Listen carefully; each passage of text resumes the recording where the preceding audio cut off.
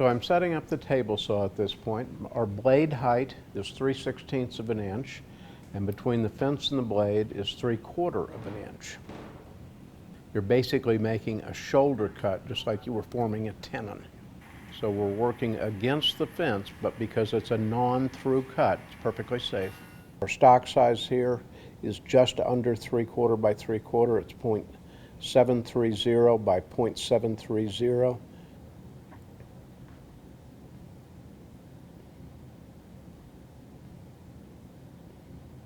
We're going to head over to the bandsaw and make a straight cut, and then come back to the table saw and make that angled cut. Grabbing a quick measurement, we're going to set the bandsaw fence at exactly 9/16 between the fence and the inside of the blade.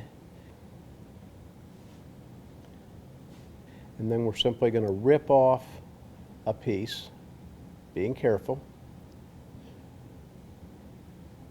That offcut piece we are saving, that becomes the spring for the bench dog.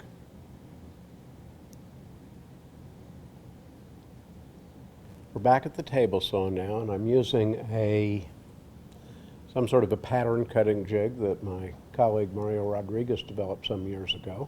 It's got some very small hold down clamps on it, and it's got blocking sitting at 5 degrees with a positive stop in the rear. So we're simply going to feed that through the table saw, making that angled cut very accurate and very safely. And that angled cut that we're making now becomes the gluing surface for the spring clip that attaches, which is the offcut from the bandsaw work.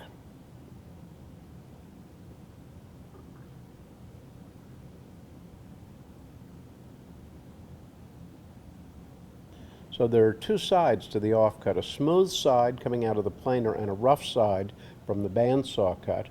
We'll orient the smooth side as the glue side. Put a little bit of glue on the bench dog. And we'll use the smooth side as the gluing surface, so the rough side will be outside. We're simply going to rub that joint together, and we're holding it down on the table so that it stays nice and straight. And we're going to put a spring clamp on it. That's done. It's just that simple. In probably under 5 minutes, we've made 4 bench dogs.